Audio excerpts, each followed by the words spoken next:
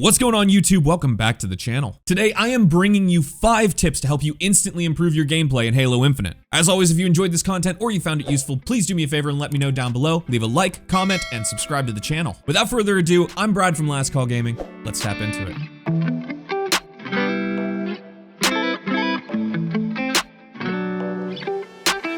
Halo Infinite has been out for a little over a week now, and whether you're new to the series or like me returning after a 10-year hiatus, accidentally dating myself there with that statement, I guarantee these 5 tips will help you instantly improve your gameplay. Instantly? Instantly. After a string of hero shooters and battle royales, returning to Halo was a bit jarring for me, and I was getting my cheeks clapped for the first day and a half, and after taking the time to apply these things, I was immediately starting to improve. It worked for me. I guarantee some of these can help you as well. So kicking things off in no particular order, we have my number 5 tip: do not sleep on the weapon drills. It may seem a little bit hokey, but the weapon drills in this game are actually very well designed. Given the high time to kill of Halo, and how each weapon is designed to accomplish a different task, it's very good practice to get a grasp on what each weapon does and how each one feels individually. Now, I'm not saying you have to 3-star every single drill, but take a few minutes and familiarize yourself with the Tier 2 and Tier 3 moving target drills. I promise you, it will benefit you tremendously to get an idea of how many shots it takes to break a shield and then finish off the kill. Plus, it saves you from having to do it while you're getting pressured in game. It'll also give you a chance to fine-tune your settings and optimize them for Halo. I myself was playing at way too high a sensitivity compared to the other games that I was playing. It seems basic,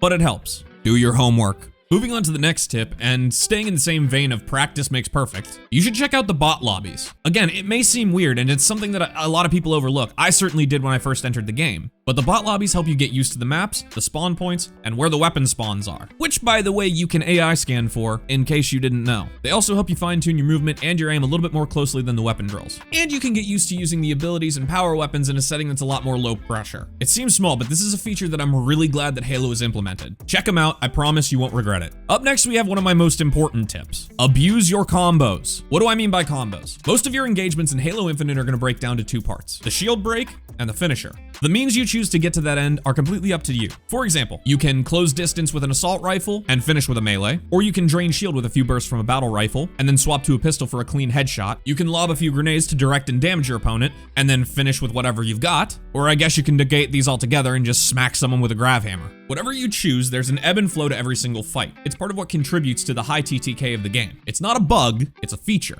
And it can be jarring if you've come over from Warzone or Apex or whatever. It certainly was for me, and something I forgot about completely. You can one-clip someone, it's just going to take a lot longer than you think. And it's part of the reason that I was recommending the weapon drills earlier on, because headshots don't matter until the shield is broken. Getting a whole bunch of body shots before that shield is down is gonna be way more efficient. Very important, don't forget it. The shield break finisher combo that you choose is gonna be the core to your gameplay, and it's gonna be largely based on your playstyle. If you're more aggressive, you're gonna wanna get very comfortable with grenades and breaking shield with an assault rifle or a battle rifle. The shotgun will also be your friend in these circumstances. If you prefer more mid to long range engagements, the shield break weapon swap combo is gonna be for you. And learning to bank your grenades will be a plus. The key is to keep in mind that it's going to feel like it takes longer to kill than you expect. Understanding the combos is going to be a huge core to your gameplay, and this might honestly be one of the most important tips on this list. That brings me to my next tip, and one that may seem a little bit strange. Play the power weapons like they're an objective. You heard that right. In some circumstances, the power weapons will determine who wins a team fight, and even in some instances, the game. Now, I'm not saying go out and get a whole bunch of kills with them, though it would be super cool if you did. But just remember, every shot that you take with a power weapon is one shot that the enemy doesn't have with them. Halo's one of those weird games where missing your shots can actually have value under the right conditions. I would honestly get used to the first 3 tips on this list first, but once you've got a good grip on those, really take the time to learn where the power weapon spawns are and learn how to control them with your team. They're not necessarily worth a vigilante mission to go get them, but if you can play them a little bit like an objective, you will take control of more games than you realize. It's another tip that seems small, but I promise you it can help. And that brings me to my final tip that I've got for you today: don't play fair. Or to put it a different way, utilize your teammates. This tip kind of goes hand in hand with the combos. Because of the high TTK of Halo, you should almost never find yourself taking a 1v2 if you can avoid it. 9 times out of 10, unless you're very lucky or incredibly cracked, it's not gonna work out for you. So that being said, you should always have an awareness of where your teammates are and try to stick to at least one of them relatively closely. This is another combo in and of itself. One of you shield breaks, the other one finishes. I know it can look cool to get 30 kills in a game, but I'd rather have 30 assists and win the game than 30 kills and lose. You should be playing around your teammates as much as humanly possible, even if you're just using them as a meat shield.